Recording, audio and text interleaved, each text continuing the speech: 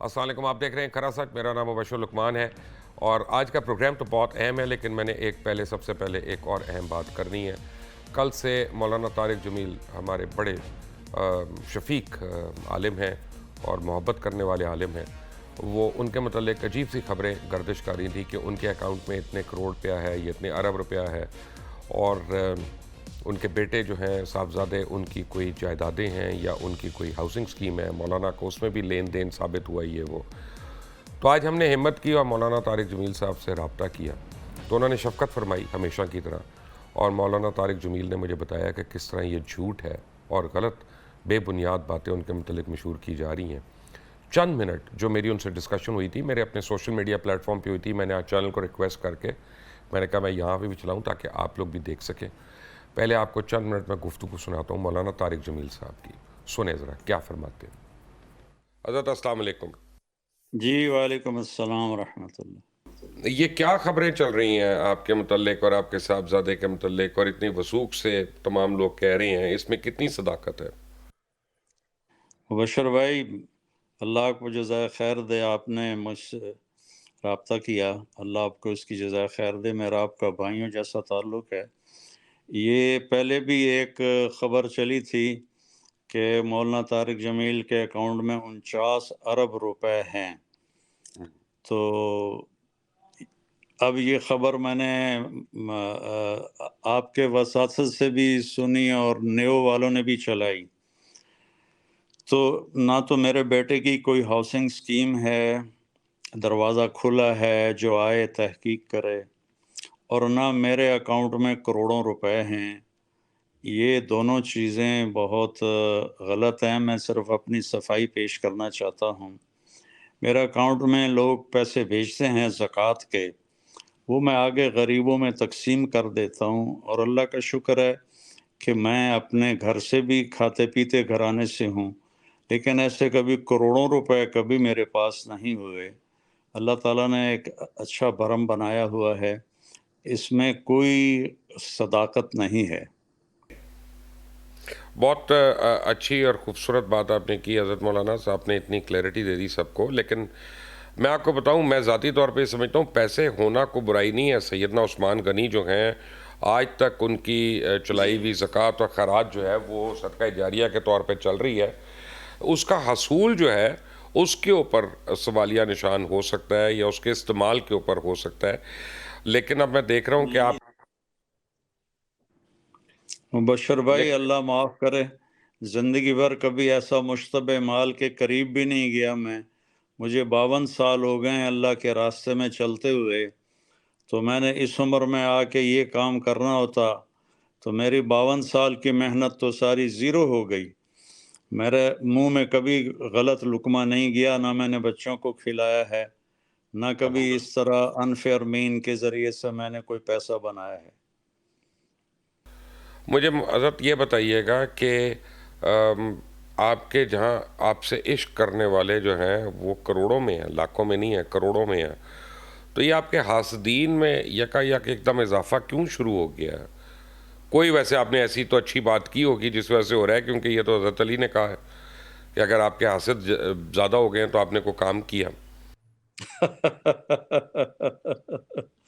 یہ اصل میں شہرت اپنے ساتھ یہ چیزیں لاتی ہے، تو اللہ نے نیک نامی دی، اس کا فضل ہے، احسان ہے، اور پوری دنیا میں اللہ نے مجھ سے بات کروائی اور لوگوں کو، ہزاروں لوگ ایمان لائے، غیر مسلموں نے کلمہ پڑھے، اور میرے مالک کا فضل ہے، 6 بر اعظم میں اللہ میری آواز کو پہنچا رہا ہے۔ میں تصور بھی نہیں کر سکتا کہ میں کوئی اس قسم کا کام کر سکتا ہوں۔ باقی حسد والوں کی زبان کون بند کر سکتا ہے؟ صحیح بات ہے۔ تو اب آپ کا یہ کہنا ہے کہ نہ آپ کے صاحبزادے کی کوئی ہاؤسنگ سکیم ہے، نہ آپ کے پاس اس طرح کی رقم ہے جس طرح کا ذکر کیا جا رہا ہے، اور یہ آپ کے یعنی نہ چاہنے والے جو ہیں وہ یہ من گھڑت خبر پھیلا رہے ہیں۔ جی بالکل بالکل بالکل لقمان بھائی، آپ میرے بھائی ہیں، میں آپ کو کیا، میں نے کبھی زندگی میں جھوٹ نہیں بولا جب سے میں اس راستے پہ چلا ہوں۔ اب مجھے یہ بتائیے گا کہ پہلے مجھے یہ بتائیں آپ کی صحت کیسی ہے، کیونکہ آپ کی صحت کی بڑی متضاد خبریں آتی رہی ہیں بیچ میں، آپ پوری طرح صحت یاب ہو گئے ہیں کہ نہیں؟ جی اللہ کا شکر ہے میں ریکور کر گیا ہوں، لیکن ابھی آپ سے پیچھے ہوں. آپ کے تو 6 سٹنٹ تھے، میرے ابھی 3 ہیں. میرے 7 ہیں. ایک اور بڑھ گیا. اب میرے 7 ہیں اور آپ کے 3 ہیں، لیکن آپ کو تو دیکھیں علاج کے لیے ماشاءاللہ بڑے اچھے ڈاکٹر بھی مل جاتے ہیں. میں نے دیکھا نرسیں بھی اچھی شکل والی ہوتی ہیں وہاں پہ. میں تو جاتے بھی ڈرتا ہوں اسپتال، سارے اپنا جو ہے وہ تو میرا اپنا بھائی لیکن دل اللہ کا بچا کے ڈاکٹر رکھے. اوہو، وہ یعنی وہ جان ہی نہیں دیتا آپ کو کسی کے پاس. اس دفعہ تو مجھے کینیڈا میں ہوا ہارٹ اٹیک، وہیں میرا سارا پروسیجر ہوا. آپ کو پتہ ہے ہم نے ساروں نے بڑی دعائیں کی ہیں آپ کے لیے، آپ کی صحت یابی. آپ کی محبت ہے، آپ کی ہمارا ایک اور تعلق بھی ہے حضرت لاہوری والا. بالکل بے شک، اور وہ تو دینی تعلق ہے، روحانی تعلق ہے. تو اور یہ ہے کہ بس میں یہ سوچ رہا ہوں کہ یہ جو ساری صورتحال ہے، اب کیا آپ کو ہم کسی دن ریکویسٹ کریں اور پاکستان کی بہتری کے لیے ہم اجتماعی دعا کریں کوئی، کیونکہ ہمارے اعمال پتہ نہیں ایسے ہیں کہ ہماری دعاؤں کا بھی اثر کم ہوتا جا رہا ہے. جی انشاءاللہ دعا تو میں آپ کے سامنے کوئی فخر نہیں کر رہا، میں روزانہ 50 نفل پڑھتا ہوں پاکستان کے حالات کے لیے، ماشاءاللہ. کہ اللہ تعالیٰ ہمارا ملک ہے، ہماری ماں ہے. میرے تو پچھلے 500 سال سے سارے بزرگوں کی قبریں یہی ہیں، اور اللہ تعالیٰ اس کی بہتری کرے. دعا میرے بس میں صرف دعا ہے، وہ میں کرتا رہتا ہوں. یہ مجھے بتائیے گا حضرت مولانا کہ آج کل جو صورتحال ہے، آپ کو کچھ لگ رہا ہے کہ آنے والے دنوں میں کوئی بہتری ہم سوچ سکتے ہیں، دیکھ سکتے ہیں کہ نہیں؟ اب یہ غیب ہے لقمان بھائی، مبشر بھائی، یہ غیب کا علم اللہ کو پتہ ہے. جو اس وقت لمحہ گزر رہا ہے اس میں ہم دعا کر رہے ہیں کہ اللہ بہتری کرے. ٹھیک ہے مولانا طارق جمیل صاحب، ایک دفعہ پھر میں چاہتا ہوں کہ آپ بالکل ون گو میں ایک سٹیٹمنٹ لوگوں کو بتا دیں کہ آپ کے متعلق یہ جو خبریں ہیں یہ جھوٹ ہے اور تضاد ہے. میرے محترم پیارے پاکستانی بھائیوں بہنوں، یہ میرے بارے میں مختلف خبریں اڑتی رہتی ہیں، یہ ان میں کوئی صداقت نہیں، میں اللہ کو حاضر ناظر جان کے بتا رہا ہوں. حضرت مولانا طارق جمیل صاحب، آپ کا بہت بہت شکریہ آج ہمارے رابطے میں آنے کا اور اس وضاحت کا. اور مجھے یقین ہے کہ جتنے لوگوں کو تکلیف اور دل آزاری ہوئی ہوگی وہ خبر سن کے، ان کو فوراً تشفی بھی ہو جائے گی، تسلی بھی ہو جائے گی ان کی. انشاءاللہ. آپ کا بہت شکریہ. یہ تھے حضرت مولانا طارق جمیل صاحب، اور بہت مجھے دکھ کے ساتھ کہنا پڑ رہا ہے کہ ان کے متعلق جو خبریں اتنی لوگ سچ سمجھ کے چلا رہے ہیں، آگے بڑھا رہے ہیں، کاش ان کو احساس ہو جائے کہ وہ کتنا غلط کام کر رہے ہیں. اور یہ اچھی بات نہیں ہے. ہمیں اپنے دینی اسکالرز کے لیے، اپنے اکابرین کے لیے سوچ سمجھ کے تنقید کرنی چاہیے. تنقید کریں اگر آپ پاس جائز بات ہو، اگر آپ پاس ثبوت ہو، ویسے نہ کریں کیونکہ اس سے آپ بہت زیادہ ان کی پوری ٹیچنگ کو اور تعلیمات کو نقصان پہنچاتے ہیں اس طرح کی باتیں کر کے. میرے مہمانوں کا شکریہ. سینیٹر رانا مقبول صاحب ہیں، رضا رومی صاحب ہیں، سینیٹر کامران مرتضیٰ صاحب ہیں. آپ سب کا شکریہ. آپ کو میں نے چند منٹ ویٹ کروایا، آپ سے معذرت. لیکن آج ایک بل پاس ہوا اور اس کے بعد جب وہ اٹارنی جنرل جو تھے انہوں نے جا کے سپریم کورٹ میں چیف جسٹس صاحب کو بتایا تو وہ حیران و پریشان ہو گئے جب ان کو پتہ چلا کہ صدر عارف الوی نے بھی ہتھیار ڈال دیے، یعنی انہوں نے اس پہ دستخط کر دیا. اور اب مور اور لیس وہی قانون بن گیا ہے کہ جس کے بعد جس کے اوپر لائف سینٹینس ہوا وہ آ کے اپیل نظر ثانی کے لیے کر سکتا ہے، جس میں نواز شریف ہیں، جس میں جہانگیر ترین ہیں، جس میں دانیال عزیز ہیں، جس میں طلال چودھری ہیں، جس میں نہال ہاشمی ہیں. میرے خیال ہے اور بھی کافی لوگ ہوں گے اس زد میں. تو یہ تو صرف سیاستدان ہے اس لیے ہمیں ان کا پتہ ہے. لیکن اس کے بعد اب کیا ہو رہا ہے؟ بنی گالہ سے بڑی خبریں آ رہی ہیں اور بڑی یعنی ڈسٹربنگ نیوز بھی ہیں، میں آپ کو بتاؤں گا ان کے بارے میں. But very quickly senator Rana Maqbool, sorry آپ لوگوں کو ویٹ کرایا. یہ جو بل پاس ہوا اس کے متعلق کیا بتائیں گے آپ؟ تھینک یو ویری مچ جی، آپ نے موقع دیا بات کرنے کا. یہ ایکچولی 5 مئی کو پاس ہوا تھا، سینٹ نے 5 مئی کو پاس کیا، تو پھر یہ پریزیڈنٹ کے پاس گیا فار اسینٹ، اور انہوں نے لاسٹ جو فرائیڈے تھا 26 کو انہوں نے اس کو اسینٹ دیا اور یہ لا بن گیا. بنیادی طور پہ یہ جو لا کی اسپرٹ یہ ہے، یہ ایک بہت بڑا لانگ اسٹینڈنگ پینڈنگ ایشو تھا ان انٹرسٹ آف جسٹس. جو 184(3) کا جو کلہاڑا بار بار چلایا گیا، دنیا کی جورسپروڈنس میں شاید ایسا لا نہیں ہے کوئی جس کے خلاف اگر کسی کو سزا ہو جائے اس کی اپیل نہ ہو. تو بیسیکلی یہ اپیل کی پروویژن دینے کے لیے کیا گیا ہے تاکہ اگر کوئی ایریٹک ججمنٹ آ جائے بائی دی کورٹ تو اس کو اپیل کیا جا سکے. ہم آپ کہتے تو ہیں کہ ہماری سپیریئر موسٹ کورٹ جو ہے they are the protector and defender of the human rights and fundamental rights. کیا اس بندے کو جس کو آپ 184(3) میں پروسیکیوٹ کرتے ہیں اس کا کوئی رائٹ نہیں ہے؟ تو بیسیکلی اس کو انشور کرنے کے لیے کیا گیا ہے. اور اس میں یہ بھی رکھا گیا ہے کہ جو جج صاحبان 184(3) میں جن کی تعداد جتنی بھی ہو اس سے لارجر بینچ بنے گا اور وہ اس کی ہیئرنگ کرے گا. اس میں جو بیسیکلی اسپرٹ ہے آرٹیکل 185 کی اس کو امپلائی کیا گیا ہے جو اپیل سے متعلقہ ہے. تو اس سے فائدہ ہوگا ان لوگوں کو. دنیا کا کوئی ملک تو نہیں ہوگا جہاں رائٹ ٹو اپیل ہو ہی نا؟ ہاں نہیں، میرا تو خیال کوئی نہیں. جورسپروڈنس جہاں جہاں بھی ہے، کوئی پتہ نہیں کسی بادشاہ کے ملک میں نہ ہو تو الگ بات ہے، لیکن جہاں جہاں سو کال ڈیموکریسی بھی ہے. برما میں نہیں ہوگا. ہاں ہو سکتا ہے، ہو سکتا ہے. تو اس میں یہ ایک ریکٹیفائی کیا گیا ہے. اس میں کوئی ناراضگی والی بات بھی نہیں ہے. تو بڑی اچھی بات ہے. لوگوں کو بڑا سفر کرنا پڑا اور اتنی زیادہ مس انٹرپریٹیشن کی گئی کانسٹیٹیوشن کی، جس لا کے تحت خاص طور سے پولیٹیشنز کو 62(1)(f) جو ہے کہ جی آپ ساری عمر کے لیے ان کو ڈسکوالیفائی کر دیں. آئین میں کسی جگہ نہیں لکھا ہوا کہ اس کو جو ہے ساری کسی کو بھی نہیں آپ کر سکتے، اس کا ذریعہ موت ساری عمر کے لیے. لیکن آپ دیکھیں نا کہ ایک آپ کے جو ایکسپیرینس پولیٹیشینز ہیں جنہوں نے کام بھی کیا ہے، آپ پرسنل ریزنز کی وجہ سے کہ آپ نے ان کو ریموو کرنا ہے سین سے، اس کو آپ ریموو کرتے رہے ہیں میاں نواز شریف کو. اور کتنی زیادہ زیادتی ہوئی کہ چلتے سسٹم کو جس میں سارے جو مشین چل رہی تھی اکانومی کی بھی اور بھی، تو اس میں آپ نے اس کو اس لا کو اس طرح مس یوز کیا اور اس کے نقصانات یہی ہوئے کہ ہم کہاں آج کھڑے ہیں آپ کے سامنے. تو بیسیکلی یہ بڑا انجوریس اور بڑا ایک طرح سے ڈسٹرکٹیو لا تھا. اس کو ریکٹیفائی کیا گیا. ویسے تو سپریم کورٹ کو خود بھی کرنا چاہیے تھا. غالباً 188 ہے کہ supreme court is the court of complete justice. تو کمپلیٹ جسٹس میں تو اپنے فیصلوں کو خود بھی ریوزٹ کرنا چاہیے نا. جو غلط ہو گئے ہیں ان کو صحیح کرنا چاہیے. کتنوں کو صحیح کریں گے آپ؟ نہیں، وہ جتنے بھی ہیں. کامران مرزا صاحب میرے سے لڑیں گے کہ یار آپ کیوں میری عدالت کو ایسے کہہ رہے ہیں. سینیٹر کامران مرزا السلام علیکم، کیسے ہیں آپ؟ مجھے آپ کی آواز کم آ رہی ہے. کامران مرزا صاحب، اب سپریم کورٹ کا اگلا وار کیا ہو سکتا ہے؟ کیونکہ ہم دیکھ رہے ہیں ایک بار وہ کرتے ہیں، ایک بار پارلیمنٹ کرتی ہے، پھر ایک بار وہ کرتے ہیں، ایک بار پارلیمنٹ کرتی ہے. تو اب جوابی وار کیا ہو سکتا ہے؟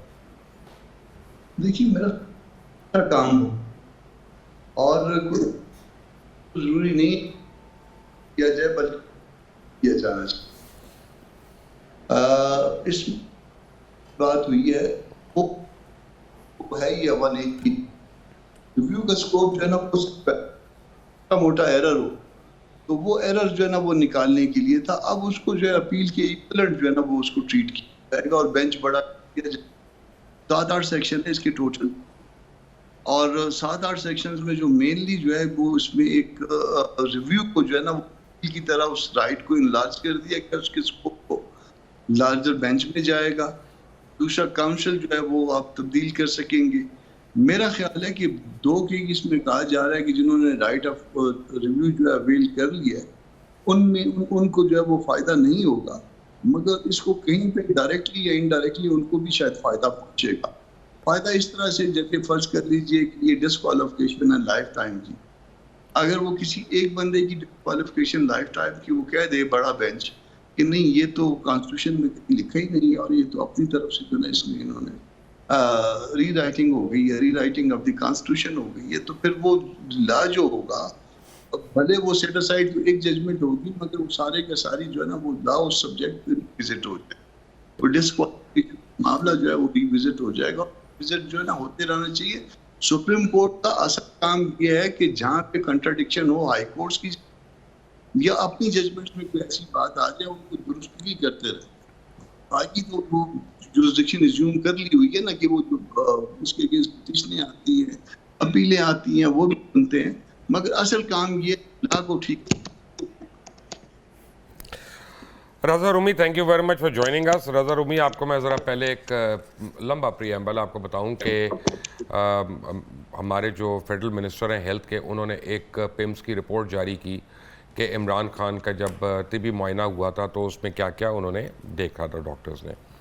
اچھا, میرا یہ خیال ہے کہ وہ ڈاکٹرز کی رپورٹ بالکل اس طرح جیسا پنجاب پولیس کی FIR ہوتی ہے کہ پکڑا اوور سپیڈنگ کی وجہ سے ہوتا ہے, تو ساتھ اس میں 3-4 اور دفعات بھی لگ جاتی ہیں کہ پیچھے کو سائیڈ بھی ماری تو یہ بھی مارا, تو اس میں ایک آدھی ایسی بھی چیز ہے جو میرا خیال ہے اضافی ہے. لیکن ایک بات اس میں لکھا ہوا تھا نیچے کہ he displayed disturbing behaviour and he was disturbed. اچھا, پھر میں نے اس کی تحقیق کی کہ وہ ڈسٹربنگ بیہیویئر کیا ہے جیل کے حکام سے یا جس جگہ پہ بھی وہ تھے. اور پھر آپ کو پتہ ہے کہ میری تھوڑی بہت ایکسس ہے, بنی گالہ میں بھی ہے, زمان پاک میں بھی ہے, تو میں نے زمان پاک میں بھی کچھ ملازمین سے پوچھا تو انہوں نے کہا ہاں یہ ہے فیکٹ. آپ کو ایکچوئل بتا رہا ہوں کہ خان صاحب اتنا ڈسٹریسڈ ہے کہ وہ رات کو کمرے میں اکیلے تقریر کرنا شروع ہو جاتے ہیں اور لمبی لمبی تقریر کرتے ہیں اینڈ تھنکنگ کہ ہی نو اٹس ناٹ اے جوک. آئی مین دیکھیں, اب اس میں ان کے ٹریسز ملے ہیں کوکین وغیرہ کے بھی, and we need to address it as a medical issue, not as a social issue. اب اس کی ڈرا بیکس یہ ہیں کہ جب آپ اگر کسی بھی آرٹیفیشل سنتھیٹک ڈرگ پہ یا کیمیکل ڈرگ پہ اگر آپ رہ رہے ہوتے ہیں تو اس کے ایڈورس افیکٹس بھی ہوتے ہیں. اور میرے فلوریڈا میں دوست ہیں, ڈاکٹرز ہیں, اور ان سے میں نے پوچھا تو وہ مجھے کہتے ہیں کہ اس کا سب سے بڑا یہ ہے کہ وین یو اسٹارٹ ہیلوسینیٹنگ تو سیلف ہارم جو ہے نا, سیلف ہارم, وہ بہت ایک کامن فیکٹر ہوتا ہے ایسے پیشنٹس میں یا ایسے لوگوں کے اندر جن کو اس طرح کی ایڈکشن ہو جائے. تو میرا تو خیال ہے کہ گورنمنٹ کو ان کی پروٹیکشن کے لیے ان کو وہاں پہ یعنی بے شک زبان پاک میں ہی کر لیں, اریسٹ کر لینا چاہیے تاکہ he is under medical care and he can not harm himself because we can't afford to have اللہ نہ کرے کسی کے اوپر بھی ہو, خاص طور عمران خان کے اوپر. تو مجھے نہیں پتا what do you make out of it. دیکھیے, مجھے ان کی میڈیکل رپورٹ تو میں یہ سمجھتا ہوں کہ اس میں کافی سکم بھی ہیں اور کچھ ڈاکٹرز نے بھی اس کا ذکر کیا. میں اس پہ کامنٹ تو نہیں کروں گا, لیکن میں یہ ضرور آپ کو کہوں گا کہ یہ ابھی کچھ 2 دن پہلے کچھ گروپ آف جرنلسٹ ان کو ملنے کے لیے گئے تھے عمران خان صاحب کو, اور اجمل جامی صاحب نے اس کے اوپر 1-2 ویلاگز بھی کیے ہیں اور بھی اس کے اوپر کچھ رپورٹنگ آئی ہے. تو اس میں انہوں نے یہی اجمل جامی کے یہ الفاظ ہیں, انہوں نے کہا کہ جب وہ آئے تو ان کا چہرہ ذرا پہلے سے قدرے زرد لگ رہا تھا اور تھکن کے آثار نمایاں تھے. انہوں نے کہا کہ ہو سکتا ہے وہ ورزش کر کے آئے ہوں یا کوئی وجہ ہو. تو ظاہری بات ہے عمران خان صاحب کو بھی اب یہ دکھائی تو دے رہا ہے مبشر بھائی کہ وہ ایک بہت بڑی مشکل میں پھنس گئے ہیں. غالباً یہ ان کے سیاسی کیریئر کا سب سے بڑا امتحان اور چیلنج جو ہے ان کے سامنے آ گیا ہے, کیونکہ اب وہ ڈائریکٹلی انہوں نے پاکستان کی جو اسٹیبلشمنٹ ہے, ملٹری اسٹیبلشمنٹ ہے, اس کے ساتھ پنگا کر کے پھڈا کر کے وہ ایک مشکل سچویشن میں آ گئے ہیں. اور یہ ایسی سچویشن ہے کہ اس میں اب ان کا نکلنا جو ہے وہ بہت مشکل دکھائی دے رہا ہے. پاور میں آنا تو دور کی بات, الیکشن میں آنا, دوبارہ وہ کوالیفائی کرنا وہ دور کی بات, شاید اس کے اور بھی مثمرات کلیئر ہوں گے, کیونکہ جو اطلاعات آ رہی ہیں وہ بھی کوئی اتنی امید افزا نہیں ہے ان کے لیے. یہ بھی کہا جا رہا ہے کہ آرمی ایکٹ کے تحت شاید مقدمات ان پہ چلائے جائیں گے.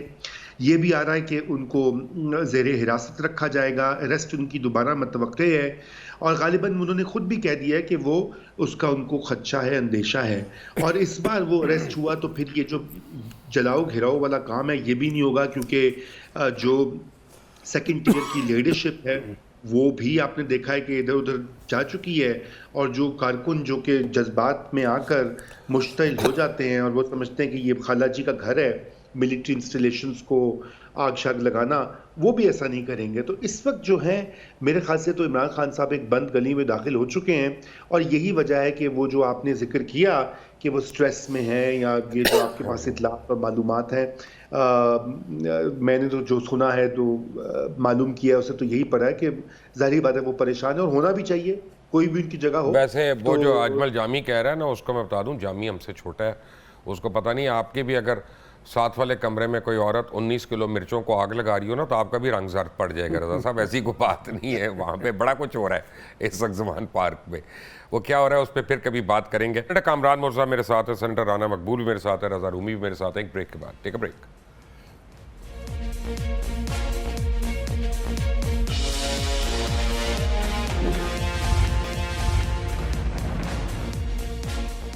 Welcome back from the break. Rana Maqbool صاحب, جناح ہاؤس کے اوپر تحقیقاتی ایک جی آئی ٹی بن چکی ہے اور کل جی آئی ٹی نے کافی لوگوں کو طلب کر لیا جس میں عمران خان بھی ہیں. یہ جی آئی ٹی کتنا سیریس مسئلہ ہے؟ یہ بہت سیریس ہوتا ہے جی. جی آئی ٹی ہمیشہ کانسٹیٹیوٹ ہوتی ہے فار ویری سیریس کیسز, اور پھر ٹیررزم کے کیسز جو ہیں اس میں ہوتی ہے, کیونکہ اے ٹی اے کے تحت ہی یہ ہوتی ہے جی آئی ٹی جو ہے. تو اس میں تو ان کو اچھی طرح پروو کرنا پڑے گا, انویسٹیگیشن کرنا پڑے گا, ہر طرح کے ایویڈنس کا انالیسز ہوگا, جو سرکمسٹانشل ایویڈنس ہے, سونوگرافک ایویڈنس ہے, الیکٹرانک ہے, گرافک ایویڈنس ہے, باقی آکولر ایویڈنس ہے, اس کا جو کنفیشنز ہیں, ایکسٹراڈیشن کنفیشنز ہیں, ہر طرح کی جو پیسز آف ایویڈنس ہے ان کو انالائز کرنے کے بعد ایک کنکلوژن نکال کے کورٹ کے سامنے پیش کرنا پڑے گا. تو عموماً جی آئی ٹی اگر فیئرلی اچھی اور تفتیش کرے گی تو پھر جس کے خلاف پروسیکیوشن ہوگی اس کا بچنا بہت مشکل ہوتا ہے. تو یہ مجھے بتائیں کہ اگر عمران خان اپیئر نہیں ہوتے پھر کیا ہوگا؟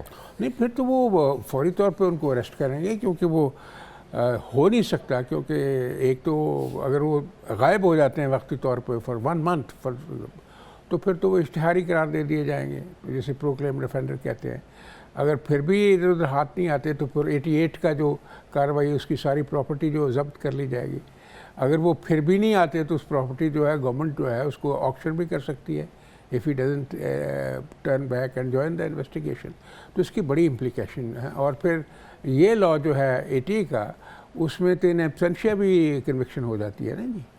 تو اس لیے میں سمجھتا ہوں اس کی بڑی کمپلیکیشن ہے. بہت ناممکن ہے کہ ہی اسکیپس لائک دس یہاں سے. اور پھر ویسے بھی آپ کو پتہ ہے انہوں نے اس لسٹ پہ بھی ڈال دیا ہے جو نو فلائی لسٹ ہے, تو اس لیے اب تو میرا خیال ناممکن ہو گیا for him to go anywhere except for surrendering before law. And بہتر بھی یہی لگتا ہے کہ he should appear before the government organisations who are investigating, give his defence. If his defence is tenable تو ہو سکتا ہے ان کو کوئی فائدہ مل جائے. اگر defence is not tenable then he will have to face the music. یہ کوئی چھوٹا کام تو ہوا نہیں ہے. لیکن مجھے کامران مرزا صاحب جو پتہ چلا ہے, جو میری انفارمیشن ہے, کہ جو فورینسک ایویڈنس سارا جمع کیا گیا اس میں 6 ہینڈلرز جو ہیں ان سے عمران خان ٹیلی فونک رابطے پہ تھے, میسیجنگ ہو رہی تھی, بات ہو رہی تھی, اور کوئی 3-4 پی ٹی آئی کے سینئر لیڈرز جو ہیں انہوں نے یہ بتا دیا ہے کہ جناب یہ ہم ڈائریکٹ انسٹرکشنز پہ کر رہے تھے. تو اگر یہ ایویڈنس آتا ہے سامنے تو یہ کتنا ڈیمیجنگ ہو سکتا ہے کامران مرزا؟ پرنسپل کے لیے اور میرا ایک کمانڈ کے ذریعے طرح سے یہ بات یہ کسی ایک کمانڈ کے نیچے ہوتے, کسی ایک بندے کی ہو کے آگے وہ ایک بندے کے ساتھ جا رہی ہوں گی یا جاتی ہوں گی, مگر جو نا انسٹرکشنز اور اس کا وقت دیکھی اور طرح سے ان کا آگے بڑھنا, تو کہیں نہ کہیں پہ جو نا جو ہے ڈائریکشنز جو ہے وہ ایک بندے کی طرف سے تھی اور یہ ایسا ہونا تھا. اور یہ صرف معاملہ حد تک نہیں جاتا کہ بلکہ یہ معاملہ جو ہے اس کو اور زیادہ کہیں پہ لے جا, اس کو زیادہ خراب کرنا تھا. اس میں ان کا خیال یہ تھا کہ اس میں شاید کچھ ایسے لوگ جو فورسز کے لوگ ہیں وہ بھی شامل ہو جائیں گے, اور نتیجہ یہ ہوگا کہ اس میں کوئی 10-20-30 لاشیں گریں گی, اور پھر ان کو اٹھا کے شاید اسلام آباد کی طرف بھی ٹریول کر پائیں گے, اور اس کے نتیجے میں جو نا اپنے طور پہ یہ کوئی انقلاب بنایا ہے, اور وہ ان کا سارا جو ہے وہ پلان پھر. تو آزادی کی جنگ اگر آزادی نہ ہو اور وہ پکڑی جائے نا کامران مرزا صاحب, پھر وہ اس کو میوٹنی کہتے ہیں, اور میوٹنی میں سزائیں پھر آپ کو پتہ ہے نا بڑی سخت ترین ہوتی ہیں, پھر معافی نہیں ہوتی. انقلاب کامیاب ہوتا ہے تو اس کو انقلاب کہتے ہیں, ادروائز وہ آپ کہہ رہے ہیں وہی ہوتا ہے, اور اس کے بعد اس کا نتیجہ بھی ہوتا ہے, کیونکہ پھر دشمن کو چھوڑ دینے کا مطلب یہ ہوتا ہے کہ آپ نے. رضا مجھے یہ بتائیے گا کہ جہانگیر ترین نے اپنا لاہور کا آفس ایکٹیو کر لیا, بلکہ پولیٹیکل آفس بنایا الگ سے ماڈل ٹاؤن میں, اور آج وہ علیم خان کو بھی ملے ہیں, اور لگ رہا ہے کہ مسلم لیگ جنا جو ہے وہ معرض وجود میں آنے والی ہے. تو آپ کا کیا خیال ہے, کتنے پی ٹی آئی کے الیکٹیبلز ان کو جوائن کریں گے؟ کچھ تو پیپلز پارٹی جوائن کر رہے ہیں, اور کچھ کے پی کے سے مجھے پتا چلا ہے 30-35 کے قریب وہ JUIF جوائن کر رہے ہیں. ابھی تک ایک نے بھی پی ایم ایل این کو نہیں جوائن کیا, یہ بھی ایک نوٹ وردی پوائنٹ ہے. ایک بھی پی ٹی آئی کے ڈسیڈنٹ نے پی ایم ایل این کو نہیں جوائن کیا, یعنی پی ایم ایل ان کے خیال میں ان سے بھی گئی گزری جماعت ہے اس وقت جو حالات ہے. تو آپ کے خیال میں جہانگیر ترین اور علیم خان کتنا ڈینٹ ڈال سکتے ہیں سینٹرل پنجاب میں؟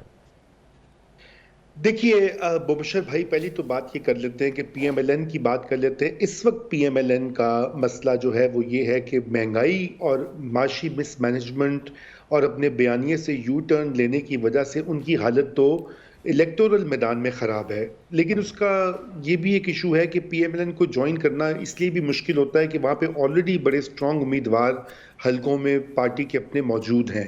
اس لیے ان کو جہاں پہ ٹکٹ کی امید نہ ہو وہ کیوں جوائن کریں, کیونکہ ان کو پتہ ہے کہ کیا حالات ہیں. دوسرا یہ ہے کہ لوگ یہ بھی دیکھ رہے ہیں کہ ہوا کا رخ کدھر جا رہا ہے. ظاہری بات ہے کہ اس وقت ہواؤں کا رخ جو ہے وہ جہانگیر ترین صاحب کے طیارے اور کوٹھی کی طرف جا رہا ہے, کیونکہ وہ اتنے یک اتنے ایکٹیو ہو گئے ہیں, دفتر بھی کھول لیا ہے. 100 سے زائد الیکٹیبل سے ان کی ملاقات ہوئی ہے پچھلے 2-3 روز میں. اتنی سپیڈی طریقے سے جو ہے وہ کام میرے خیال سے کم ہی ہوا ہے پاکستان کی حالیہ تاریخ میں, لیکن اب ہو رہا ہے. تو اس وقت جہانگیر ترین صاحب کا دھڑا جو ہے اور علیم خان صاحب کا دھڑا, دیکھیں وہاں یہاں پر 3 چیزیں ان کے پاس ہے. سب سے پہلی تو یہ بات ہے کہ ان کا کلاؤٹ ہے اور ان کے پاس سرمایہ ہے, اور تیسری بات ہے کہ ان کو آشیرواد ہے اسٹیبلشمنٹ کی, دونوں کو ہی. تو اس کا مطلب ہے کہ وہ پی ٹی آئی کو جو توڑنے کا جو اب کام ہے وہ یہ سر انجام دیں گے, اور بہت سے الیکٹیبلز کا ایک گروپ بنے گا, اور غالباً یہ گروپ جو ہے یہ از خود ایک پریشر گروپ کی طرح شاید ایک اپنے الگ انتخابی نشان پر لڑ کر پھر وہ دیکھیں گے کہ اگلی کولیشن میں ان کی کیا جگہ بنتی ہے. بہرحال یہ ایک بہت ان کو میرا خیال ہے انتخابی نشان بھی جیپ کا ہی ملے گا, آپ یقین رکھیں. آپ کو جتنی میں نے پریڈکشنز ابھی تک کی ہیں نا, یہ ایک اور اس میں ایڈ کر لیں. بالکل بالکل بالکل جیپ ہو گیا ہے, بالکل وہ ہوگا. لیکن میرا خیال ہے کہ یہ ویسے مانگ رہے ہیں عقاب مانگ رہے ہیں, ہاک یا عقاب, مجھے لگ رہا ہے. کیونکہ آپ دیکھیں نا, ابھی آپ نے قانون کی بات کی, ابھی آپ نے قانون کی بھی بات کر رہے تھے, آپ اس کے اوپر سوالات, اور آپ دیکھیں نا یہ قانون بھی صدر صاحب نے سائن کر دیا آج. یہ بھی ایک بڑا اشارہ ہے, بغیر پریس کانفرنس کیے ہی انہوں نے پیغام دے دیا ہے جہاں پیغام دینا تھا.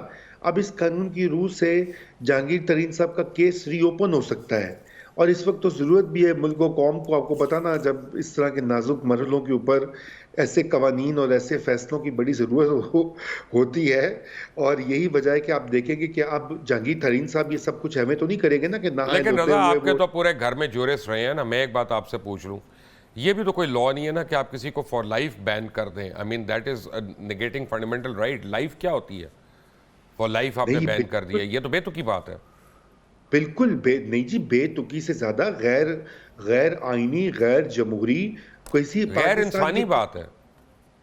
پاکستان کے دیکھیے نا, یہ تو ایسی بات ہے کہ کسی نے اگر کوئی چوری کی ہے یا اس کو سزا دینی ہے تو آپ اس کو اتنی سزا دے دیں کہ آپ اس کو عمر بھر لاک اپ کر دیں جیل میں. یہ تو ہو ہی نہیں سکتا. مطلب کوئی ہینس کرائم ہوتا ہے, مرڈر یا اس طرح کا, تو وہاں پہ ہی ہوتا ہے. عام جو افینسز ہیں کہ اپنے بیٹے سے تنخواہ نہیں لی یا انسائڈر ٹریڈنگ کی ہے, تو اس کے اوپر ایک لمٹ ہوتی ہے سزا کی. تو میرے خیال سے یہ تو آلریڈی بندیال صاحب اس کے اوپر کہہ چکے ہیں کہ یہ ڈریکونین ہے. آپ کو یاد ہوگا فیصل واڈا کے کیس میں چیف جسٹس صاحب خود یہ کہہ چکے ہیں, اور اب یہ چیز جائے گی معاملہ. کیونکہ دیکھیں ترین صاحب بیچارے, انہوں نے پہلے بھی بہت محنت کی, بڑے پیسے لگائے, بڑی ہمت کر کے محنت کر کے انہوں نے عمران خان صاحب کی گورنمنٹ پنجاب میں اور مرکز میں بنوائی. اس بار وہ دوسری غلطی نہیں کریں گے جب تک ان کو کوئی ایشورنس نہیں دی جائے گی کہ آپ اہلیت کے ساتھ واپس آئیں گے. اور کوئی پتہ نہیں کہ آنے والا جو سیٹ اپ ہے, چاہے وہ نگران ہو یا وہ باقاعدہ انتخابات میں, اس میں جہانگیر ترین ایک سینٹرل رول ادا کریں گے. جی رضا رومی, سینیٹر کامران مرتضیٰ, سینیٹر رانا مقبول میرے ساتھ ہی. ایک بریک کے تک ٹیک اے بریک.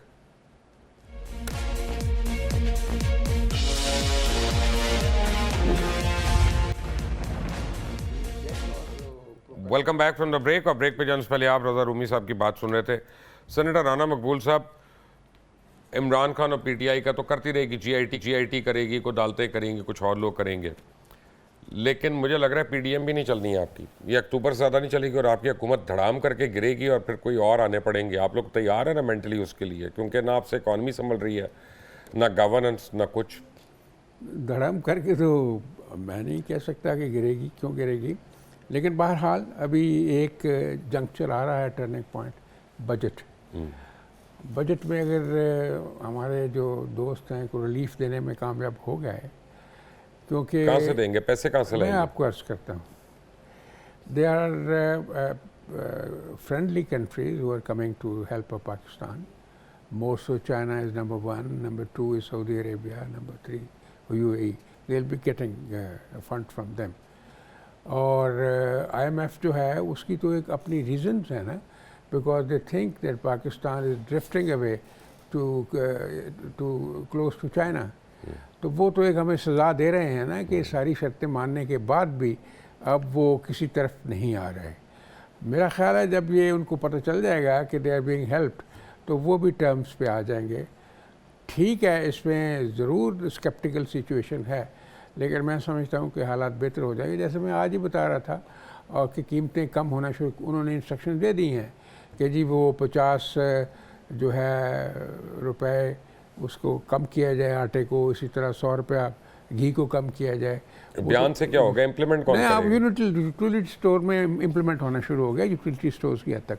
बाकी जब मैं पहले आपसे बात कर रहा था ओपन मार्केट में तो करोड़ों लोग हैं जिनको इस रिलीफ की ज़रूरत है, तो इंशाल्लाह रिलीफ मिलेगा। और सूरत हाल मैं समझता हूँ there is a little light at end of the tunnel, हो जाएगी ठीक। लाइट कहीं लोड शेडिंग की वजह से फ्यूज तो नहीं? नहीं इंशाल्लाह। पता चले लोड शेडिंग ज़्यादा हो रही है असल जो में। मुश्किलात आई हैं इसमें कोई शक नहीं है। जो हमारे दोस्त जो हैं जनाब इमरान खान साहब जो तोहफे दे गए हैं, अब जो कांटे बीच गए हैं, एक एक कांटा ये पीएमएलएन की बड़ी मेहरबानी, हमें याद कराते रहते हैं इमरान। मुझे कैलेंडर पे वो तारीख बताएं कि जब इमरान खान का असर खत्म हो जाएगा और आपका शुरू होगा। जिस मेरा ख्याल इस बजट पे ख़त्म भी हो जाएगा और शुरू भी हो जाएगा, शुरू भी हो हमारा जाएगा। असर भी शुरू हो जाएगा। रज़ा रूमी, एक बड़ा सीरियस प्रॉब्लम है कि 13 साल हो गए 18वीं तरमीम को पास हुए हुए, और 18वीं तरमीम के बाद जो काम डिवलूट हो गए थे सूबों में वो विफाक ने भी रखे हुए अपने पास, चाहे वो हेल्थ हो, चाहे एजुकेशन हो, चाहे और चीज़ें हों। तो उसकी वजह से तकरीबन 5.5 लाख एम्प्लॉयज़ वफाकी ऐसे हैं कि जो फालतू बैठे हुए हैं वहाँ पे और सिर्फ हमारा वो कहते हैं ना पेट्रोल साड़ रहे और कुछ भी नहीं कर रहे। तो यानी ये कौन सी हुकूमत हमारे पास आएगी जिसमें इतना कोई सेंस होगी कि यार जो हमारे एक्सपेंसेस है पहले उनको तो कम करें ना, अगर इनकम जनरेट नहीं कर सकती और जो लीगल कम करने के तरीके हम उनसे ही नहीं शुरू हो रहे, तो where is the light at the end of the tunnel? जी बिल्कुल, आपने बहुत अहम मसले की तरफ बात की है और देखिए इसके ऊपर कोई गुफ्तगू ही नहीं होती। आपने ये इजाफी मुलाजमीन का कहा है और ये जो मिनिस्ट्रीज़ तकरीबन 19-20 के करीब मिनिस्ट्रीज़ और महकमे और डिपार्टमेंट्स जो थे वो डिवॉल्व किए गए थे, एक एक करके वापस उनको फेडरल उनकी जो है वो दोबारा से उनको महकमों को खोल लिया गया। रीसेंट्रलाइजेशन हो गई, बल्कि डुप्लीकेशन हो गई। सेहत हो, क्लाइमेट, ये एनवायरनमेंट हो, एजुकेशन हो, हेल्थ है, बड़े हैं।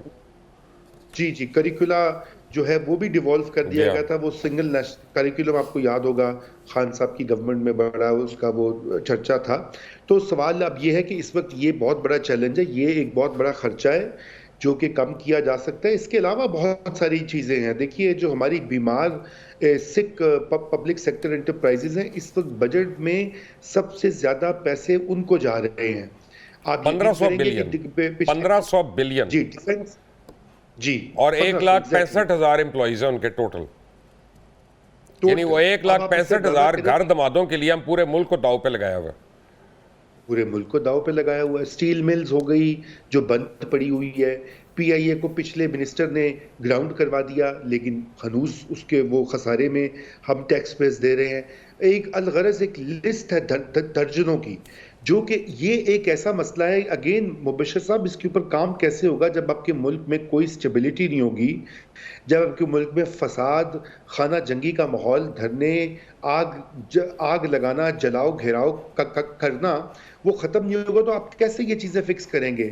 اس کے لیے تو آپ کو کوئی نہ کوئی اسٹیبلٹی چاہیے, ایک ماڈیکم چاہیے کہ کوئی یہ پارٹیز جو چارٹر آف اکانومی کی بات ہوتی ہے وہ یہی بات ہوتی ہے نا کہ یہ 5-6 چیزوں کے اوپر اتفاق کیجئے, سب پارٹیاں کریں اور پھر بعد میں ایک دوسرے کو ذلیل نہ کریں.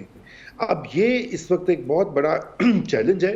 یہ اضافی ملازمین ہو گئے یا یہ محکمے ہو گئے, آپ یقین جانیں یہی ہم کر لیں گے تو ہمیں IMF کی بھی ضرورت نہیں ہوگی. جی اپنا کامران مرزا صاحب, بات یہ ہے کہ اگر ہم خود اپنی ہی آئینی ترمیم کی پاسداری نہیں کریں گے تو اور کون کرے گا؟ کہ پھر کسی مارشل لاء کو لانا پڑے گا کہ جو آ کے اس کو امپلیمنٹ کر دے, کیونکہ جمہوری قوتوں سے تو ہو نہیں رہا. دیکھیے ایک طرح سے یہ بات بھی وفاق نہیں چاہتا ہے, وہ جو ان کے پاس سے بعض اوقات وہ کہتے آپ اس کو سمجھتے, بعض اوقات پاس اور بہانے ہوتے ہیں. تو وہ میرا خیال ہے کہ یہ خام خواہ کی بہت ساری چیزیں ایسی رکھی گئی ہیں جس کا نتیجہ یہ نکل رہا ہے کہ معاملات نہیں چل رہا ہے. میں عمران خان صاحب کو دشمن نمبر 2 کی حیثیت دیتا تھا. اصل دشمن جو ہے وہ آپ کا مہنگائی ہے, اور یہ مہنگائی جو ہے وہ ہم 1 سال میں کنٹرول نہیں کر پائے. یہ ایڈمیٹڈ پوزیشن ہے. اس میں بھلے عمران خان صاحب کا بھی قصور بہت زیادہ ہے, مگر اس میں ہم اپنے قصور کو بھی نظر انداز نہیں کرنا چاہیے. اور وہ نظر انداز نہ کرتے ہوئے اگر ہم نے پبلک کو ریلیف نہ دیا تو پھر اس کے بعد جون کے بعد ہمارے پاس کوئی آپشن نہیں ہے. ویسے بھی ہم 2-2.5 مہینے رہے, اور اس 2-2.5 مہینے سینیٹر کامران مرزا, آپ کو ایک میں سخت سوال کر لوں اگر آپ اجازت دیں تو. آپ کا میرا تعلق ایسا ہے کہ میں آپ سے ہمیشہ میٹھی باتیں کرتا ہوں, آپ سے ڈر بھی لگتا ہے, ٹھیک ہے نا. فیکٹ یہ ہے کہ عمران خان نے اپنی سیاست کے لیے انڈیا سے ہائی کمشنر کو واپس بلا لیا. اگر آپ کا انڈیا سے ہائی کمیشن نہ واپس آیا ہوتا اور آج آپ کا سبزیوں کا اور یہ دالوں کا ٹریڈ ہو رہا ہوتا اکراس واگا بارڈر, تو آپ کی 50% سے کم آپ کی اس وقت مہنگائی ہونی تھی. یہ بھی فیکٹ ہے. آپ کی دال بھی کینیڈا سے آ رہی ہے اور آسٹریلیا سے آ رہی ہے. یعنی اتنا بھی نہیں ہم لوگوں کو خیال کہ یار ہم اپنے لوگوں کو مار دیتے ہیں اپنی سیاست جگانے کے لیے. آپ لوگوں میں اتنا حوصلہ نہیں ہے پوری PDM میں کہ کہیں ہاں یار انڈیا سے ہم نے ٹریڈ کرنا ہے, اور کسی اینکر میں یہ دم نہیں ہے کہ وہ ٹی وی پہ بیٹھ کے کہے میں کہہ رہا ہوں. آپ دیکھیے, آپ ہمسائے تو بدلی کر نہیں سکتے. وہ انڈیا ہو, وہ آپ کا بھلے دشمن ہو, مگر جہاں ضرورت کی چیز ہے اور اگر آپ کو سستی, اگر بات سے اگر آپ لیتے اپنے ملک کے ساتھ آپ دشمنی کر رہے. عمران خان صاحب نے جو کچھ کیا وہ سسٹمیٹکلی کیا. انہوں نے 1 سال میں گورنمنٹ کو نہیں چلنے دیا. یہ اس کی کامیابی آپ سمجھ لیجئے, مگر ملک دشمنی بھی آپ سمجھیے. مگر ہمارا بھی تو کچھ کام تھا نا, کہ ہم نے بھی تو ملک چلانا تھا, یہ ملک کو چلنے کے قابل بنانا تھا. وہ اس نے تو وہ اپنے کام میں کامیاب رہا, مگر ہم اپنے کام میں جو ہے نا وہ کامیاب نہیں ہوئے. یہ اصل ایشو. ویری کوئکلی رانا صاحب, لاسٹ منٹ, اگر ہم ٹریڈ کھولتے ہیں انڈیا سے آج 24 گھنٹے میں 50% کمی ہو جائے گی انفلیشن میں. نہیں دیکھو, یہ تو ساری مبشر صاحب اوپن مائنڈ سے کرنے کی ضرورت ہے. کامران صاحب نے بالکل صحیح بات کہی ہے. ہمارا دشمن ہے, ٹھیک ہے, لیکن اگر ہم اس سے کوئی فائدہ حاصل کر سکتے ہیں لیجٹمیٹ فار اے پور میسز تو وہ کرنا چاہیے. اس میں کون سی, اگر آپ افغان ٹرانزٹ کرا لیتے ہیں تو آپ اسے کتنے $1 بلین کما لیں گے؟ نہیں تو آپ اگر بیک گراؤنڈ دیکھ بھی لیں اپنا, وہ تو خیر ہمارا ملک کی حیثیت بدل جائے گی اگر افغان ٹرانزٹ شروع ہو جائے تو پہلے بھی افغانستان, ویسے میں ایک مثال دیتا ہوں کہ افغانستان کے ساتھ ہمارے تعلقات کیسے رہے, خراب, میں عرض کر رہا ہوں, رہے ہیں. آپ ٹریڈ کرتے رہے ہیں نا, تو ہمارے کتنے لوگوں نے, ان کے لوگوں نے آ کے مارے ہیں, ٹریڈ کرتے ہیں. بالکل, تو یہ بھی ہمارا دشمن ہے, اس کے ساتھ کیوں نہ کریں. 30 سیکنڈ سیم کویسچن. نہیں مبشر, میں یہ بات کرنا چاہتا ہوں کہ جنرل باجوہ صاحب تو چاہتے تھے نا کہ انڈیا ہمیں بلا کر انہوں نے کہا تھا ساروں کو. جی, اور میری جہاں تک اطلاعات ہیں کہ ایک ادارے کے اندر ایک پالیسی بھی ہے, لیکن آپ کیا کریں اس ملک میں کہ کسی بات کے اوپر ایک کامن سینس لاجک کی بات ہے, اس کے اوپر بھی کنسنسس نہیں ہوتا. آپ کھولے ٹریڈ تو مہاتما نے روزانہ آ کر جو ہے پریس کانفرنسوں کی ڈھیر لگا دینا ہے. انہوں نے کہنا بیچ دیا غداروں نے ملک کو. یہی تو مسئلہ ہے یہاں پر کہ یہاں پہ کوئی قومی انٹرسٹ جو ہے آپ یار کسی طرح لوگوں کو ریسپائٹ دے دیں. یہ بیچنے اور خریدنے کی باتیں ہم اور آپ سمجھا لیں گے لوگوں کو. رضا رومی آپ کا, سینیٹر کامران مرزا آپ کا, رانا مقبول صاحب آپ کا بہت بہت. بات یہ ہے کہ لوگوں کی مہنگائی کم ہونی چاہیے. حکومت جو مرضی کرے, اگر وہ جسٹیفائی کرتے کہ کل سے پیاز آدھی قیمت پہ, ادرک آدھی قیمت پہ ہے, لہسن آدھی قیمت پہ ہے, بیف جو ہے وہ آدھی قیمت پہ ہے, مرغی قیمت کم ہو گئی ہے, تو یقین مانیں لوگ ان کو دعائیں دیں گے, سوال نہیں کریں گے. یہی آج کا کھرا سچ ہے. اللہ حافظ.